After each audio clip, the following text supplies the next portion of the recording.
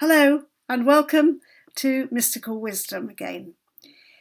In these videos, I'm talking about a particular topic each time, and I also write a blog which gives a bit more depth to the subject.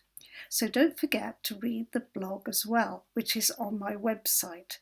And also make sure you subscribe to the website and you will always get notifications when I've created a new video. Now, today's topic is archetypes. And I said today's topic, but in fact, I'm going to spread this topic out over a few sessions because it's such a vast topic. It's as vast as the universe, actually, because everything that exists has an archetype, if you like. It's a bit like an angel in a way. It's a bit like a kind of formula, an invisible structure, an idea that makes something appear to us in the way it does. And those ideas are all part of the consciousness of the cosmos, which includes our consciousness. So we interact with reality, as we call it, via the archetypes. There have to be archetypes in place. There has to be an archetype for a bookshelf. We know what a bookshelf is because there's something about it that tells us this is kind of formula to making a bookshelf, because it's got to do certain things. It may look in many different styles, many different appearances, but there are certain things about a set of bookshelves that have to be in place, otherwise it wouldn't create shelves for books, right?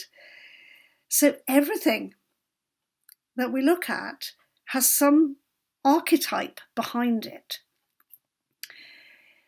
Now, there were two great thinkers in Western history who very specifically talked about archetypes. One of them was the Greek Plato, so he's BCE, so he's a long time ago, before Jesus. And then the more recent great thinker was Carl Jung, who lived at the end of the 1800s, was born at the end of the 1800s and then lived until the 1960s. And Carl Jung has been very popular among what you could call New Age followers in recent years because he talked about archetypes in the collective consciousness. And he was very interested in how we can actually meet the archetypes within our inner awareness, in our inner kingdom, we could call it, our inner landscape. So it is through the work of Carl Jung that we can go on imaginal journeys. All those creative visualizations that are so popular, they have all come out of ideas from Carl Jung, who said if you close your eyes and go inwards into a kind of semi-dream state, then you can meet archetypes. And the archetypes, very particularly, that will arise for people in general are what can be called the gods. There are some very specific archetypes that are to do with collective humanity. And we see those gods, quote, turning up in mythologies around the world. We see them turning up in the Greek mythology, but also we can find them in Hindu mythology or Chinese mythology in different guises. But when you look at them closely, they all turn out to be running the same kind of story. Now, the importance of the archetypes comes back to that word I just used, story, right? So they are like characters in a story of how our consciousness can unfold and how we can live in the world. And over the next few videos and blogs, I'll be going into that a little bit more deeply, talking about how gods can be archangels and how you can find the archetypes in angelology, but also in astrology. And the reason it's so important, it's like the big topic, because if you get to understand the archetypes that underpin what you're experiencing, then you start to see the story that is being played out, and you can become the puppet master and not the puppet, right? You start to understand, well, this is happening, and this is because this archetype in my consciousness is asking for such and such. Then something else will play out, an event or your person that you meet. Now I recognize that. It's something in me that's coming towards me.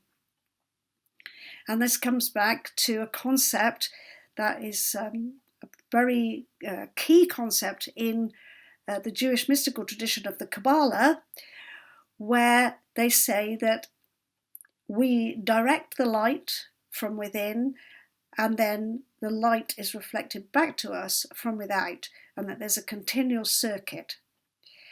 And the archetypes are the structures, the hidden structures that make the reality that we experience come into being, so that we are always engaged with it. We're always engaged with archetypes, whether we know it or not.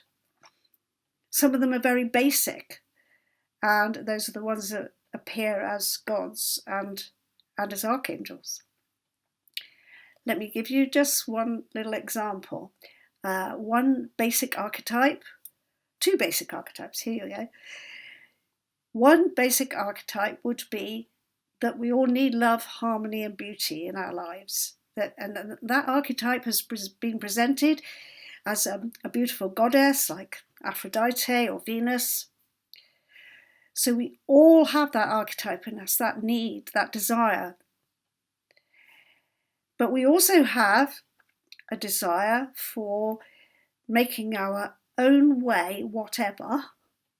We want to assert ourselves. We want to get what we want. And that is a more separating kind of energy. It's represented in astrology as Mars. So the god of war who separates things. So we have these two basic desires here that appear to be antagonistic towards each other. The one wanting beauty, harmony and peace, the other wanting separation and looking for a fight.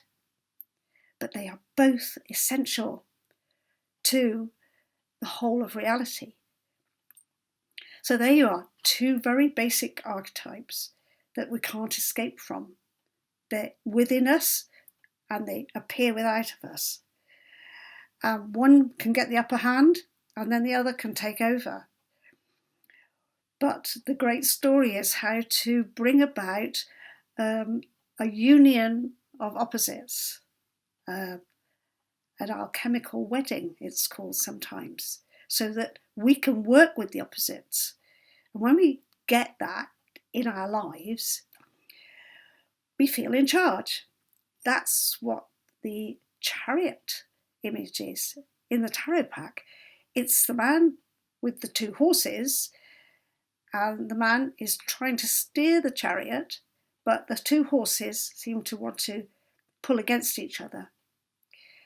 So the trickery, what the Greeks called metis, which is trickery but also wisdom, the trick is in life to know how to work with the archetypes, especially with those two very basic archetypes.